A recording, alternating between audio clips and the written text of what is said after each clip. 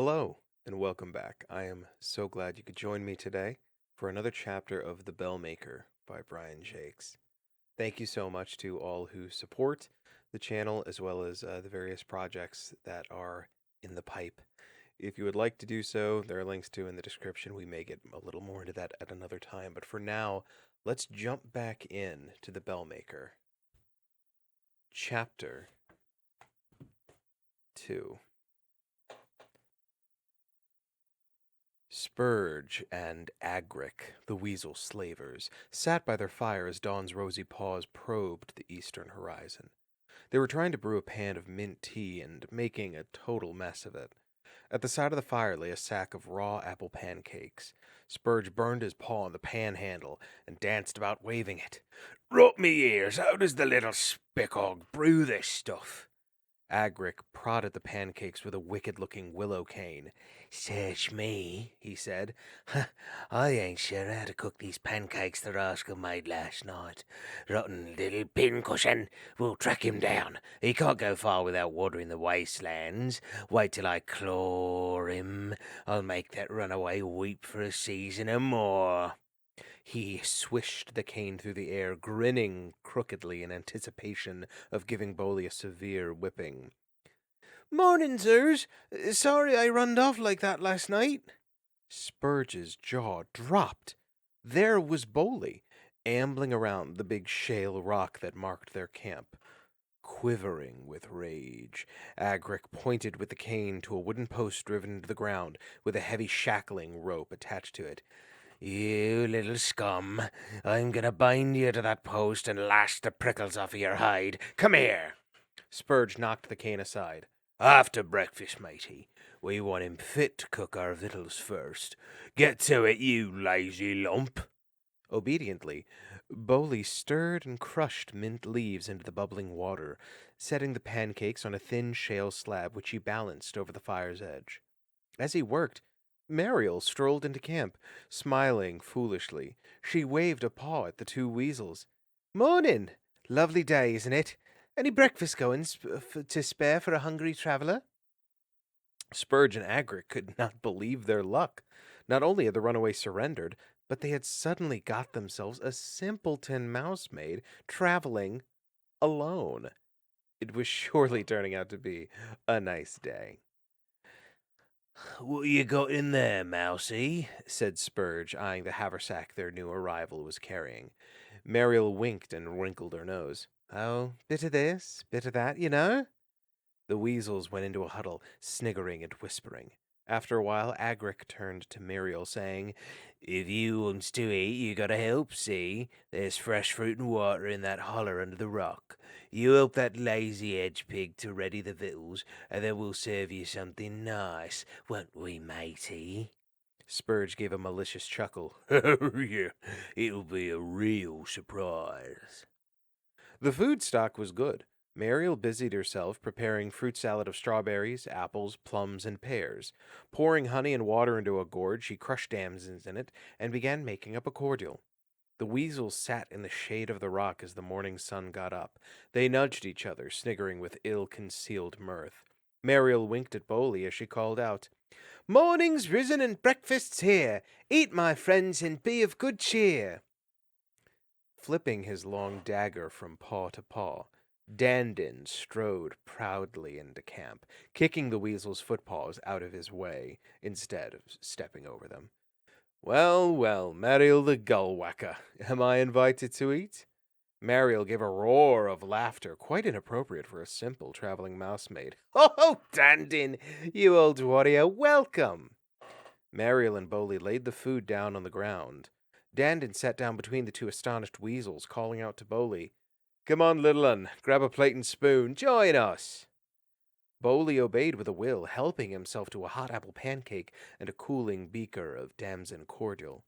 As the weasels reached out for food, Dandin dealt them a couple of sharp slaps with the flat of his dagger blade and chuckled disapprovingly at them. "Where are your manners? Guests and young'uns first. I'll tell you when it's your turn."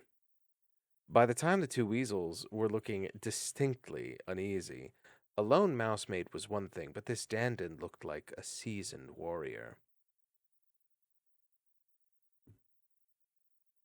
Mariel, Dandin, and Bowley ate heartily, letting the mint tea cool as they sipped damson cordial and treated themselves to hot apple pancakes and fruit salad. You'd have to be a robber and travel wide to get stuff like this. Eh, young'un? Dandin said cheerfully to Bowley. Bowley nodded sagely. Aye, that you would, Sir Dandy. Robbers must have to be good cooks. What do you say, Bowley? Said Mariel, sipping some mint tea appreciatively. No, ma'am. Some robbers is slavers, too. They catches a little slave and makes him do all the work. Robbers is awful creatures. They beat their slaves and ties 'em up nice with a post with a big heavy rope, like that in yonder. The two weasels were very nervous now. Dandin caught their attention as he slit a pancake neatly in half with the keen edge of his dagger. His voice was low and dangerous as he said, I don't suppose honest creatures like you would know of two such slavers, would ya? Agric developed a sudden stammer. No, sir.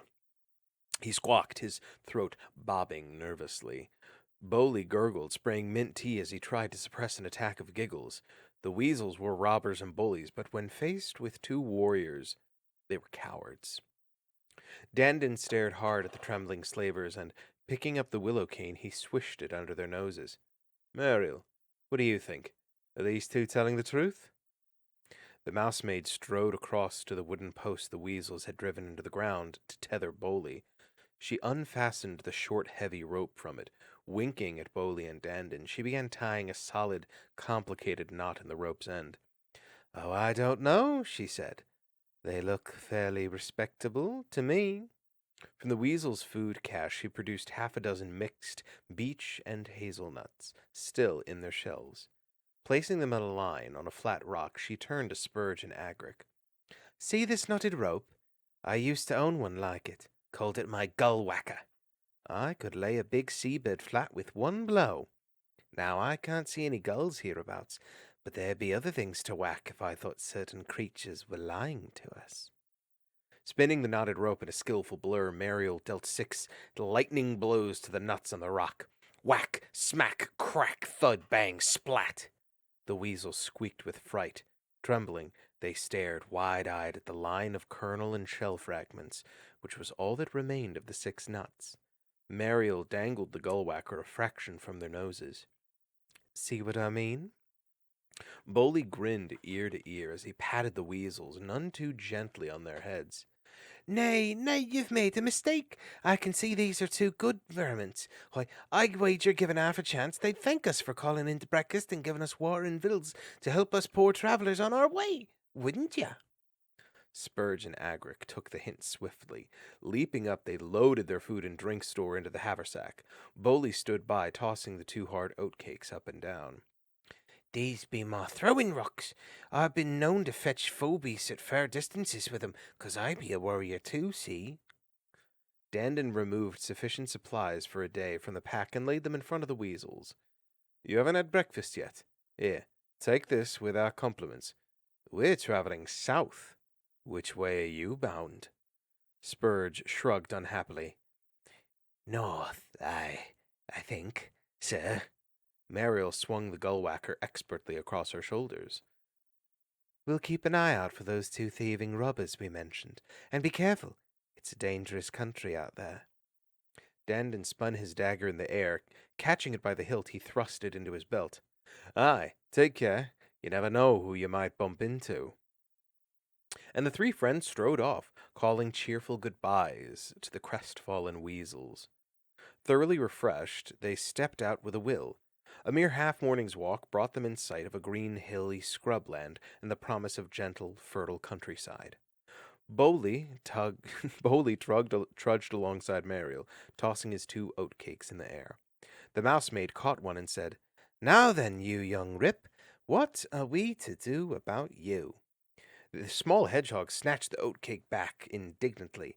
I've told you, my name be Bowley Pintips. I ain't no young rip. I be going with you and Dandy. I'm be a warrior from now on.